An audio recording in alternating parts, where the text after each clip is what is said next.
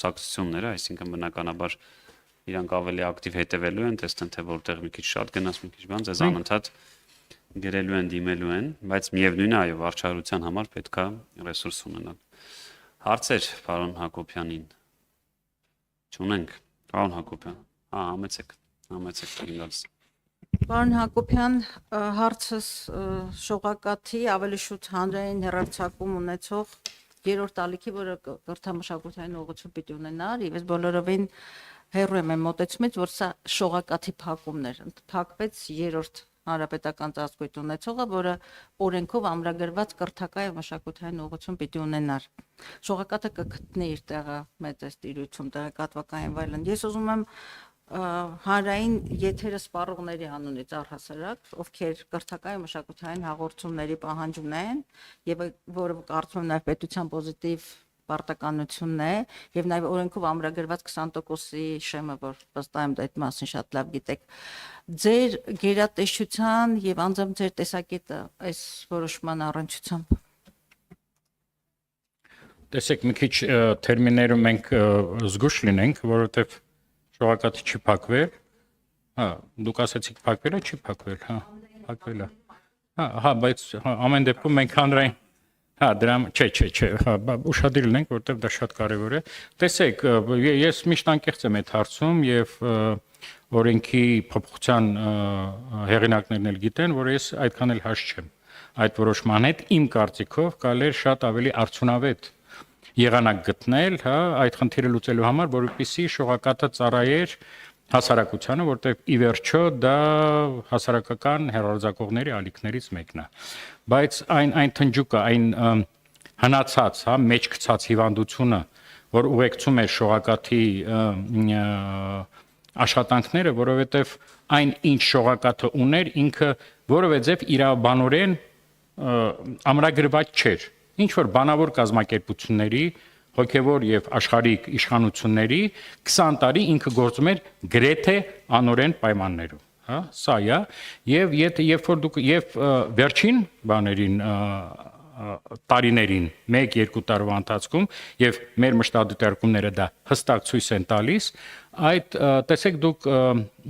ընտրեցիք կրթական մշակութային ալիք ձևակերպում, որը բխում է օրենքից, որը մենք ընդունել ենք 20 թվականին։ Սակայն եւ մենք մի անգամ նամակ ուղարկել ենք հանրային հեռարձակողին մոտ 2 տարի առաջ, որ այդ հանրային հեռարձակողը չի կատարում իր վրա օրենքով վերցրած պարտավորությունները։ Ինքը կրթական մշակութային չէր, կրթական հաղորդումներ գրեթե չկային, հա, եւ ավելի շատ ինքը կղերական հոգեվոր հաղորդումներ սփռող հեռուստաալիք էր։ Եվ եթե մենք խոսում ենք հանրության անունից, եթե մենք մեր մշտադիտարկման արդյունքներով ենք դատում, ապա հանրությունը այդ հեռուստածրագիրը գրեթե չէր նայում, ցավոք։ Էլ եմ ասում, լուծումը արդեն օրենքը ընդունված է, ես իրանք չունեմ մեկնաբանեմ, միգուցե երկար քննարկումներից հետո ավելի լավ լուծում կարելի էր գտնել, բայց այն առաքելությունը, որ պետք է կատարեր շողակաթ ընկերությունը, դա չէր կատարվում։ Դա միանշանակ միայն իմ կարծիքից է ամբողջ հանձնաժողովի, որը ոչ թե էմոցիաների վրա է հիմնված, այլ մեր մշտադիտարկումների։ Եվ կներեք կրթական ալիքը չի կարող հեռարձակել ու շատ հաճախ մի քահանայի ճառեր, հա, որոնք ավելի շատ միջնադարյան, հա, խավարամիտ մարդու, հա, բովանդակությունը, ոչ թե կրթական ալիքին հարիր կոնտենտ։ Սա էլ է շատ կարևոր նշել։ Բայց ես կարծում եմ, որ ամեն դեպքում հանրային հեռարձակողը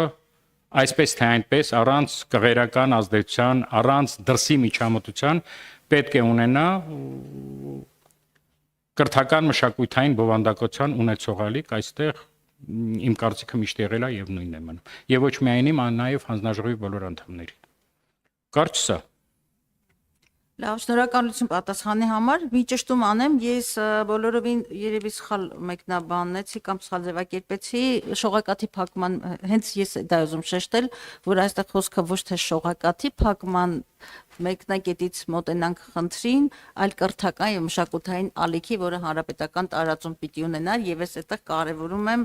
պետության պոզիտիվ դերակատարությունը, շահագրգռվածությունը հանրությանը կրթական, մշակութային որակյալ բովանդակությամբ կրթելու։ Այդտեղ ոնց որ թե մեր տեսակետները չեն բաժանվում եւ խնդիրը լուծումներին էր։ Խնդիրը, եթե շողակաթի բովանդակությունը կամ այդ ալիքի բովանդակությունը ուներ թերություններ, որոնք շտկումների անհրաժեշտություն ունեին, եւ կար հանրային խորհուրդը, հանրայինի խորհուրդ եւ այլն, թերևս կարելի էր գնալ առողջացման եւ քաղաքականության մշակման անհրաժեշտ եթերային քաղաքականության մշակման ճանապարհով, բայց ասես կացնային կտրել հանրապետական տարածում սփռում ունեցողը, ես ուղղակի տեսակետս եմ փոխանցում, չեմ ձեր այդ բանավեճի մեջ մտնում, այլ իսկապես տեսակետ եմ փոխանցում, մանավանդ որ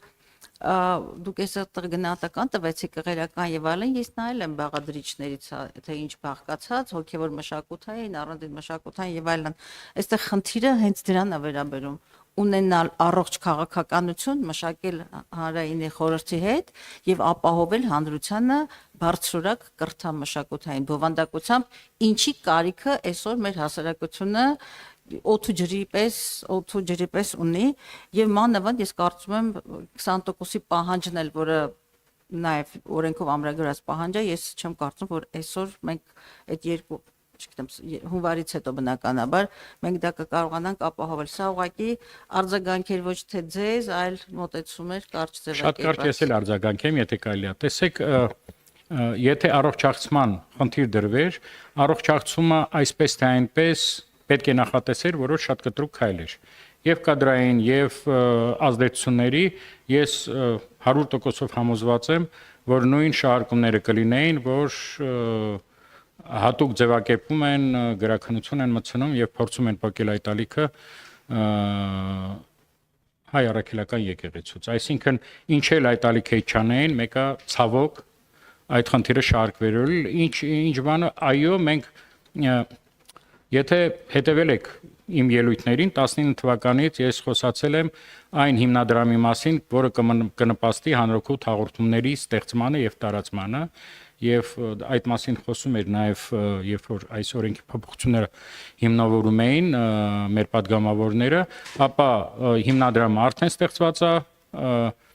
ճիշտ է, ոչ շատ մեծ գումարներով եւ մենք շուտով արդեն առաջինս տկանենք հոգեբարձուների խորհուրդների եւ ես համոզված եմ, ոչ թե գրեթե համոզված եմ, որ մյուս տարի այդ հիմնադրամի գումարներով մենք կստեղծենք բավականին մեծ քանակի հանրօգուտ հաղորդումներ, կրթական, մշակութային եւ դրանով կլուծենք այն խնդիրը մասամբ իհարկե, որը ձեզ մտահոգում է, այսպես։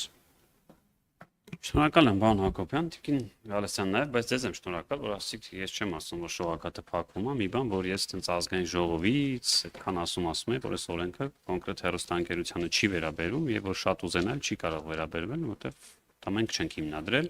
Շողակաթ հեռուստաընկերությունը հիմնադրել է Հայաստանյաց առաքելական եկեղեցին ըստ իրենց պաշտոնական կայքի եւ եթե դուք ինֆորմացիա չունեք, որ իրենք ուզում են փակելու, ես էլ չունեմ այդպիսի ինֆորմացիա, ինձ թվում է չեմ փակել։ Ես չեմ փակվելու։ Բաների մեջ միջև հիմա չեմ էլ հասկացել։ Մեկը մի իրավական անձը, մեկը սա ինքը այս խառնաշփոթը sense այս խառնաշփոթն էր պատճառը, որ նաև այդ թվում ազգային ժողովում իմ գործընկերների Գալստյանն ասում էր, վերել եք շողակաթ ուզում եք փակեք, հետո հատուկ հանձնարարություններով մի հատ տենց մարդում ենք, որը ամեն ինչից խոսում է, ինքն սկսեց խոսալ, որ բերել են փակում են, բայց ինձ թվում է մեր հասարակությունը շատ է տեսնում։ Իհարկե տպավորություն։ Ես ամեն դեպքում շնորհակալ եմ, որ ասում եք, որ դուք չեք ասում, որ շողակաթը փակվում է որևէ օրենքով։ Ես չեմ ուզում փակվի որևէ հեռուստաընկերություն եւ դրա համար էի հարցնում։ Հիմա այդ թվում այդ հեղինակազորման համար էլի դեպի գումար չկա, չէ՞, կարող տենց սիմվոլիկ մի 50,000 դրամ չկա, հեղինակազորման գումար այսօր նախատեսված չի։ Մենք առաջարկում ենք հեղինակազորվել եւ դեր հանձնաժողովը չի ընդունում, ասում են չէ, ազատական կլինի դաշտը, մենք կարծում ենք, որ ինչ որ գումար պիտի, որպեսզի պարտավորեցնի։ Ես ընդհանրական մեծ գումար էի ասում, ավելին ասում եմ, եթե կաբելային է մտնելու ունենալու այսքան սփռում, ինքը պետքա գումար տա, չգիտեմ ով ասե, բայց կարելի է իհարկե ես ինձ էլ ասում են դուք եք ասում։ Բանը մարզայինները կմեռնի, ասում են չէ, բերեք գումար դնենք, որտեվ անարդար է լինում։ Այստեղ ունենք հարցեր Տիկին Թագուհի Ղազարյան, ցամեցեք։ Շնորհակալություն, պարոն Գաբրիելյան, ես հարց չունեմ, ես ուզում եմ առիթից օգտվել եւ ավելի հանգիստ պայմաններում խոսել մեր հեղինակած նախագծի շուրջ եղած քննարկումների մասին, եթե պարոն Հակոբյանը հարկ կհամարի, կարող է արձագանքել։ Ես խոստացել էի նաև լիագումար նիստերի դահլիճում, որ ավելի հարմար հարթակ կգտնեմ նաև թե ժամանակի, թե նաև ներգրաված անձանց հետ կապված, որովհետև այստեղ են հիմա բոլոր ինստիտուտների ղեկավարները, որոնք կապ ունեն այս կամ այն կերպ այս հարցի հետ եւ կուզենայի սա անցալվեր նաեւ բազմաթիվ այն մեդիա կազմակերպությունների եւ խոսքի ազատությամբ զբաղվող կազմակերպությունների հայտարարությանը պատասխան, որոնք այս կապակցությամբ նաեւ հայտարարություն էին տարածել, մասնավորապես խոսքի ազատության կոմիտեն եւ մյուս գործընկերները։ Ես այստեղ լսեցի, որ հնարավոր էր այնպես անել, որ շողակաթը ծառայեր իր առաքելությանը կամ առողջանար։ Հարգելի գործընկերներ, ես չեմ ուզում դեմագոգիայով զբաղվել, դա անհնար էր։ Հնարավոր էր այնպես անել, որ այդ գումարը մրցույթային կարգով տրամադրվեր որևէ մշակութային հեռուստաալիք։